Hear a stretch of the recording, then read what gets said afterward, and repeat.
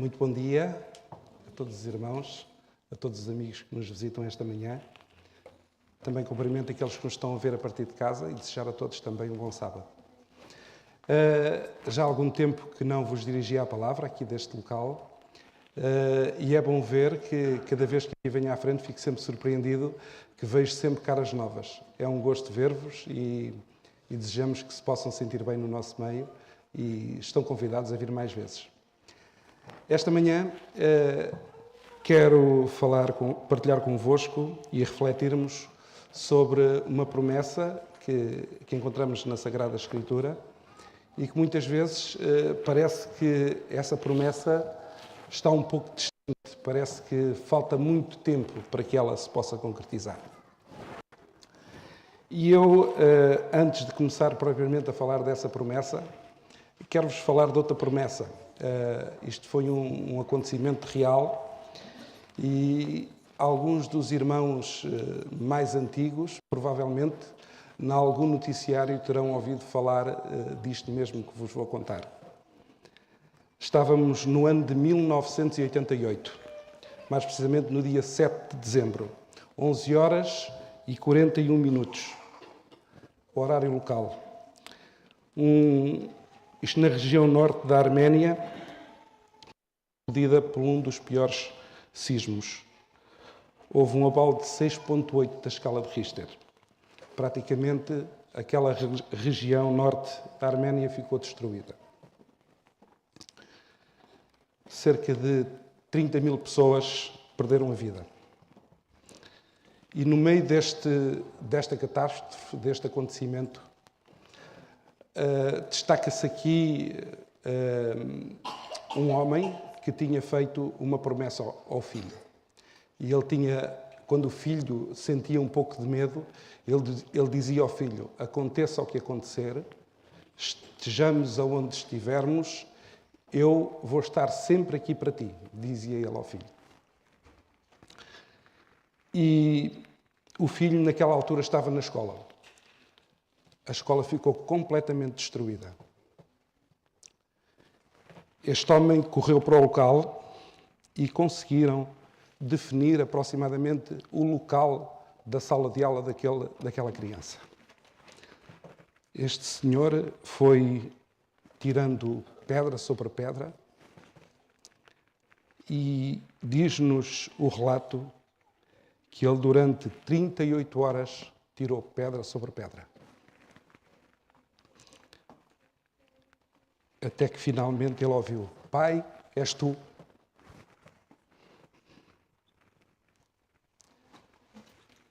Esta criança disse: eu sabia que tu me vinhas buscar. E eu contei aos meus amigos para eles não se preocuparem porque tu virias em breve. E tinhas prometido que nos vinhas buscar. O relato desta história diz-nos que este homem, naquele dia, salvou 14 pessoas, 14 crianças, incluindo o seu próprio filho. Este pai ficou descansado porque cumpriu a promessa.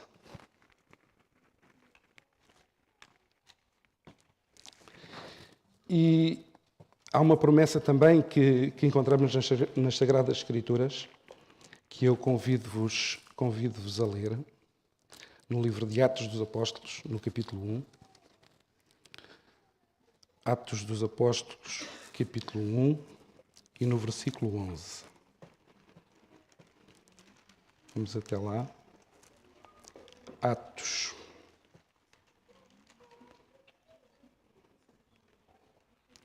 Atos, capítulo 1, e no versículo 11. E diz-nos assim: aos quais lhe disseram: varão Galileus, por que estáis a olhar para o céu? Este Jesus, que de entre vós foi recebido no céu, há de vir, assim como para o céu o vistes ir. Reparem que nós também estamos a esperar há muito tempo. Desde que este Jesus subiu ao céu, nós continuamos à espera. Mas a promessa ficou.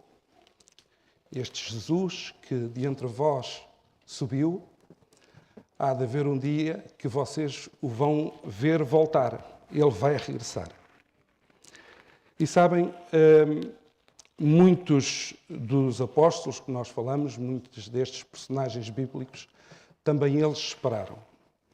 O apóstolo Paulo esperou, o apóstolo Pedro também esperou, o apóstolo João também esperou, entre outros. Convido-vos a ler também em 1 aos Tessalonicenses, 1 aos Tessalonicenses, capítulo 1, versículo 10. 1 aos Tessalonicenses, capítulo 1, e no versículo 10. E diz-nos o seguinte: e esperar do céu a seu Filho, a quem ressuscitou dos mortos, a saber, Jesus Cristo, que nos livra da ira futura. E o apóstolo continua a dizer, e nós vamos ver aqui algumas passagens bíblicas, em Romanos, e vamos até Romanos neste momento, Romanos, no capítulo 12, versículo 11 a 13. Romanos,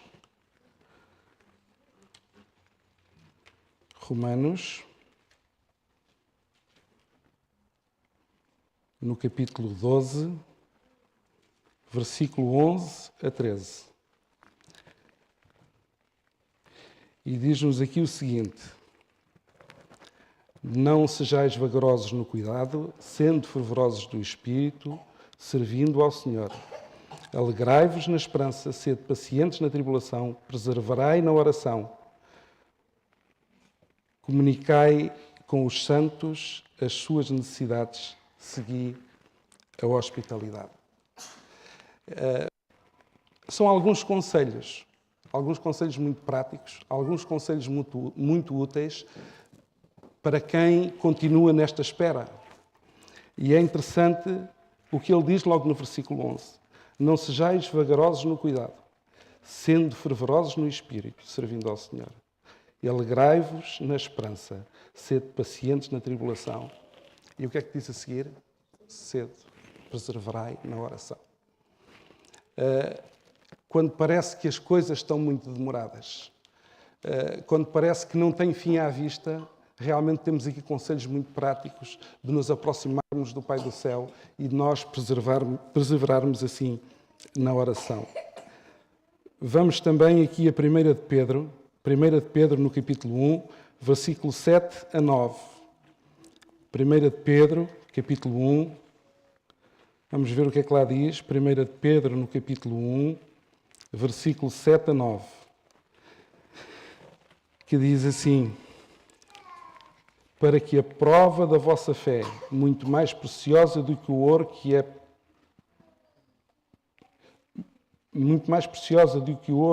que parece e é provado pelo fogo, se acha em louvor e honra e glória para a revelação de Jesus Cristo, ao qual, não havendo visto mais, ao qual não o vendo agora, mas crendo, vos alegrais com o gozo inefável e glorioso, alcançando o fim da vossa fé e a salvação das vossas almas. Ainda há outro versículo que eu quero ler convosco. Aqui mais 2 versículos que eu quero para já ler convosco. E este agora, no capítulo 4, ainda de 1 de Pedro, mas no capítulo 4, versículo 7. 1 de Pedro, capítulo 4, versículo 7. Hoje estamos a dar assim um bocadinho mais uso à nossa Bíblia. 1 de Pedro, capítulo 4, versículo 7, e diz assim: e desde já está próximo o fim de todas as coisas, porquanto sendo sóbrios e vigiai em oração. Reparem, novamente o mesmo conselho. Tornai a vigiar em oração, sendo sóbrios, vigiai em oração. Não é à toa que isto está aqui escrito. É porque realmente parece que há muita demora.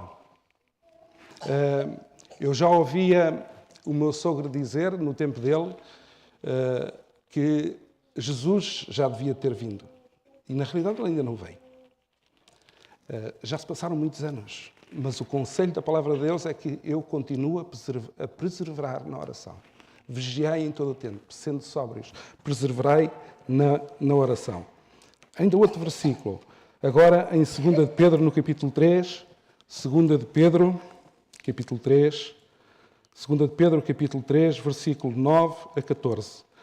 2 de Pedro, capítulo 3, 9 a 14.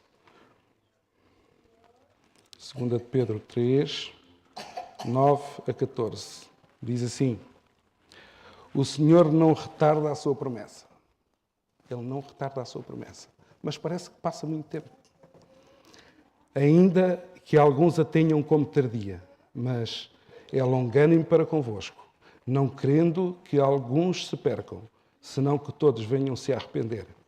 Mas a do Senhor virá como um ladrão da noite, no qual os céus passarão com grande estrondo, e os elementos ardendo se desfarão, e a terra e as obras que nele há se queimarão. Havendo, pois, de parecer todas estas coisas, que pessoas vos convém ser em santo trato e piedade. Quando todas estas coisas acontecerem, o que é que nos convém ser? O que é que tu queres da tua vida? O que é que tu queres? E por último, vamos a Apocalipse no capítulo 22. Apocalipse, capítulo 22, versículo 12 e 20. Apocalipse, capítulo 22, versículo 12 e 20. E o versículo 12 diz-nos: e eis que cedo venho, e o meu galardão está comigo, para dar a cada um segundo a sua obra. E o versículo 20 diz-nos: aquele que testifica estas coisas diz: certamente cedo venho, ora vem, Senhor Jesus. Reparem que durante todos estes anos houve milhões de seguidores de Jesus que têm esperado desde então. Muitas vezes, aqueles que esperam o retorno glorioso do Mestre eram presos, eram perseguidos e talvez até ridicularizados noutras épocas. E hoje, prezados amigos e prezados irmãos, a multidão ameaçou transformar lentamente os vibrantes discípulos pura e simplesmente espectadores. Se calhar mais preocupados com o último grito de moda, com os últimos aparelhos da tecnologia, tudo o que for podemos chamar de inteligência artificial, do que realmente preocupados com a vinda do Senhor Jesus. E é algo que nós, cada dia, nos temos que preocupar. Preocupar-nos, sim, com a vinda do Senhor Jesus. Porque, como diz a palavra, ela virá como um ladrão da noite e vem quando ninguém a espera que ela venha. Sabem que, durante séculos passados, a Igreja Primitiva tem-nos dado grandes exemplos de como podemos esperar a volta de Jesus. Quando os discípulos estavam a olhar para o céu, quando eles estavam a ver que o Senhor Jesus estava a ir embora, eles começaram então a esperar. Eles viram: bom, ele vai-se embora, nós temos que esperar que ele volte, porque a promessa era essa. E vocês, se repararem nas Sagradas Escrituras, vocês veem lá aquilo que eles fizeram enquanto esperavam. E enquanto eles esperavam, eles começaram a orar. Eles seguiram o conselho à risca. Aquilo que nos diz a palavra de Deus para fazer, eles seguiram esse conselho à risca. Eles estavam desesperados, estavam desanimados e houve alguma coisa que lhe deu alento. Eles oraram. E enquanto eles se uniram em oração, aconteceu aquilo que todos nós sabemos no Pentecostes. Houve o derramamento do Espírito Santo. E diz-nos a palavra de Deus que quando eles oraram, eles uniram-se em oração uns aos outros e uniram-se ao Senhor. E o milagre extraordinário aconteceu. Mais de 3.000 pessoas se uniram à igreja naquele dia. Isto diz-nos no versículo 41 de Atos capítulo 2. E diz-nos também que a devota comunhão e o cuidado para com as necessidades da nova comunidade deu louvor centralizado na pessoa de Cristo. E diz-nos também a palavra de Deus em Atos, no capítulo 2, versículo 47, que cada dia acrescentava-lhes o Senhor novas pessoas, ou seja, acrescentava cada dia aqueles que iam sendo salvos. É o que nos diz a palavra. E reparem neste extraordinário milagre que aconteceu. Estamos a falar aqui de homens tímidos, cansados, preocupados. Pelo poder do Espírito Santo, eles foram transformados em pregadores eloquentes. Homens que agora, com o espírito da missão, conseguiam pregar e conseguiam louvar o nome do Senhor. E mesmo assim, estes homens, depois de pregarem esta palavra, eles, como todos sabem, eles foram perseguidos. Ainda assim, no caminho por onde eles passaram, e a palavra de Deus fala nisso, fala-nos da Assíria, da Ásia Menor, Roma, e diz-nos que até aos confins da terra, esta palavra eles conseguiram pregar, nestas condições.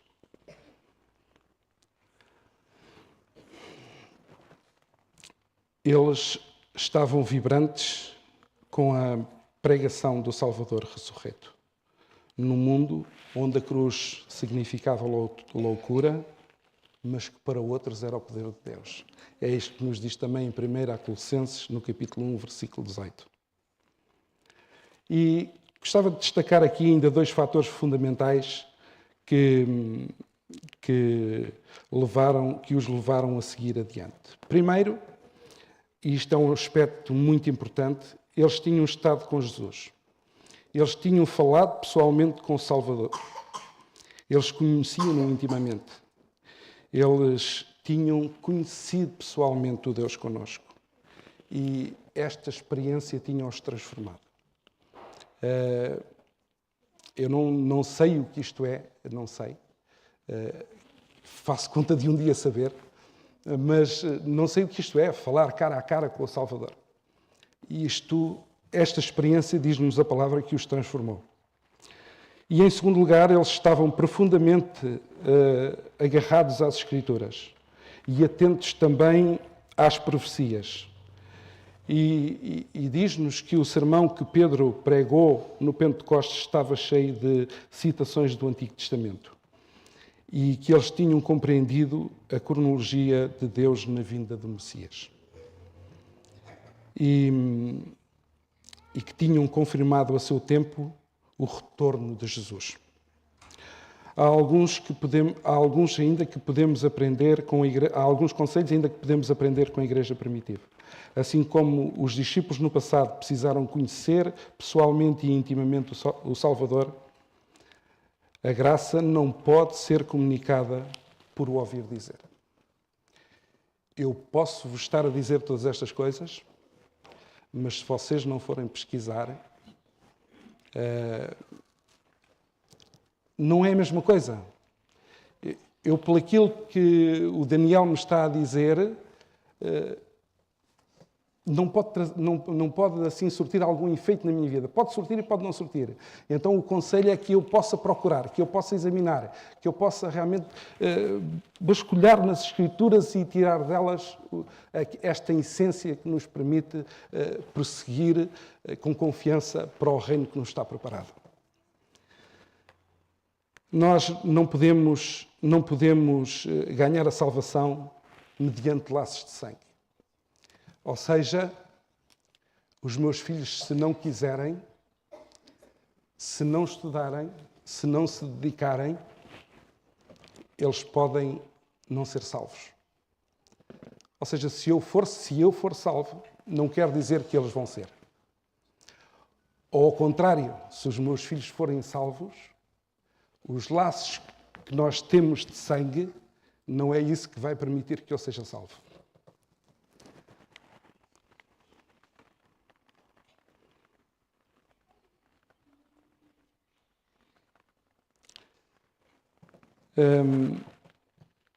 Confiar em pessoas que verdadeiramente conhecemos é uma coisa, mas para conhecermos Jesus de verdade, nós precisamos de passar tempo com Ele em oração e no estudo da Sua Palavra.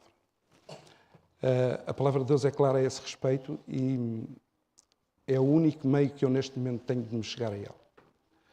No estudo da Sua Palavra e através da oração. É o único meio que eu tenho para o conhecer. E eu atrevo-me a dizer que o lugar que nos está a ser preparado só vai ser apreciado por mim se eu conhecer quem lá está. Se eu não conhecer quem lá está, eu se calhar também não vou ter tanta vontade de lá estar. Não sei se concordam comigo, mas irmos para um sítio que de todos desconhecemos ou que não conhecemos quem lá está é estranho. Então o convite é que eu estude a Palavra de Deus, que eu medite em oração e que queira conhecer este Deus Todo-Poderoso que está a preparar um lugar para mim. Há um outro aspecto importante na nossa espera por Jesus, que envolve compreender a mensagem profética, a mensagem de Deus para o tempo do fim. E nós, aqui na Igreja, várias vezes temos passado por estes estudos proféticos. Refiro-me exatamente aos estudos de Daniel. E como todos sabem, e isto não é desconhecido para ninguém que aqui está esta manhã, que desde o fim do cronograma profético de 1844 estamos a viver num tempo do fim. E que Daniel 9, 24 a 27 ajuda-nos exatamente a determinar o tempo do fim. E também Daniel 8, 14, que nos fala das 2300 tardes e manhãs, que nos fala deste tempo profético, também nos ajuda a determinar este tempo. Fala-nos também aqui na Palavra de Deus, e isto em Esdras, no capítulo 7, versículo 18, de que em 457 a.C., quando o rei da Medo-Persa, Atarxerxes I, deu a Esdras ampla autorização para fazer o que achasse melhor com o resto da prata e do ouro que sobrasse. Foi nesta altura que começou a ser reconstruída a cidade de Jerusalém. Todos estão familiarizados com estes acontecimentos, certamente. Daniel 9:25 também é uma promulgação do decreto para restaurar exatamente e reconstruir Jerusalém. E nós, com todos estes acontecimentos, com todos estes registros históricos que encontramos na Sagrada Escritura, nós podemos dizer que a profecia bíblica é fidedigna. Aquilo que está aqui escrito, se nós pela fé acreditamos, isto realmente esta profecia bíblica é fidedigna. Quando chegamos ao momento exato, predito pelos profetas, Jesus entrou na história desta terra e mudou-a para sempre. E se as linhas gerais de Deus, de um cronograma profético, fazem sentido e são confiáveis, quanto mais nós podemos confiar nelas e dizer: eis que cedo venho, eis que vem sem demora. Mas realmente, quando nos falamos em breve volta, os pioneiros adventistas, eles entenderam que realmente este breve era efetivamente muito breve. E que Deus realmente ia chegar muito em breve. E eles, na sua vida, nas suas prioridades e esperanças, concentraram-se naquele momento mais glorioso da história. Logo Jesus voltaria para levar os seus remidos, para aquele lar que ele realmente foi preparar. Mas desde essa altura, quase 180 anos se passaram, não é? E ainda cá estamos. E o Senhor ainda não voltou. Quase 180, é muito tempo. E eles acreditavam que era naquele momento. Mas Jesus não voltou. Porquê é que será que ele ainda não voltou? Está ele à minha espera? Será por mim que ele ainda não voltou?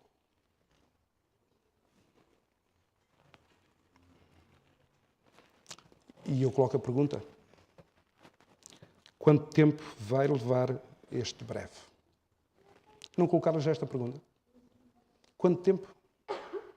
Quanto tempo vai demorar este breve?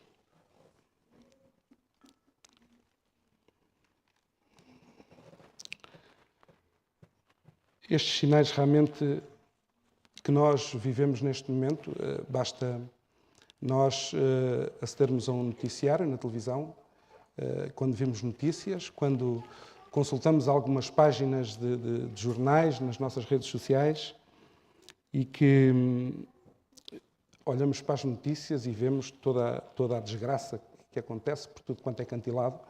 Parece que só se fala da mesma coisa. Nós podemos ver que realmente cada vez mais guerras, mais catástrofes naturais, fome, doença, crueldade, desigualdades sociais, falta de fibra de valores morais e muitas vezes, se calhar até quando eu olho para o espelho, consigo ver aqui um bocado da complacência de Laodiceia. Deixa-me-nos ficar, não nos inquietamos muito. Já temos habituados a ver tanta coisa. Parece que já nada nos impressiona. Mas isto são sinais claros de que a vinda de Jesus está muito próxima. E todos nós sabemos e sentimos que a vida não pode simplesmente continuar para sempre. Os nossos recursos estão limitados, os nossos problemas parecem quase que não conseguimos relacioná-los, não conseguimos resolvê-los. O nosso egoísmo continua sem limites, mas, apesar de tudo isto, podemos ter esperança de que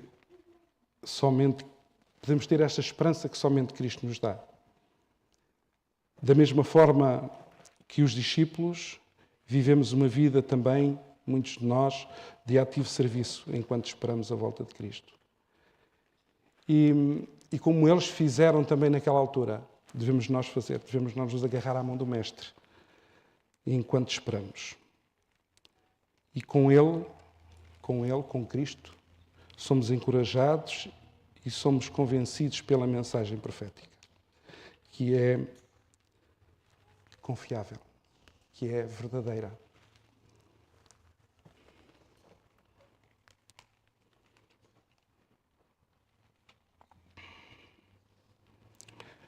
E, semelhantemente ao que aconteceu no Pentecostes, podemos ver o Espírito de Deus a atuar em toda a nossa volta. A mensagem do breve retorno de Cristo está a transformar vidas e está a chegar a locais que nós antes nunca pensávamos que ia chegar. Através da rádio, através da televisão, esta mensagem consegue chegar a sítios que há anos atrás ela não chegava. E consegue se espalhar mais rapidamente do que aquilo que nós esperávamos também. E sabem, prezados irmãos e prezados amigos, no meio de tantos sofrimentos, de tantas dores que existem neste mundo, apelo a que cada um de nós possa esperar com paciência. Que possamos esperar com paciência e com confiança. E que naquele dia de glória, é um dia como nunca existiu, que possamos correr para os braços do Pai. E que cada um de nós possa dizer, como disse aquele menino: Jesus, sabíamos que tu virias para nos buscar, porque tu prometestes que virias. Que cada um dos irmãos possa refletir nisto, possa pensar e que possa ter esta certeza, acima de tudo. Termos a certeza que um dia Jesus virá e que um dia Ele está pronto para nos resgatar. É a minha oração.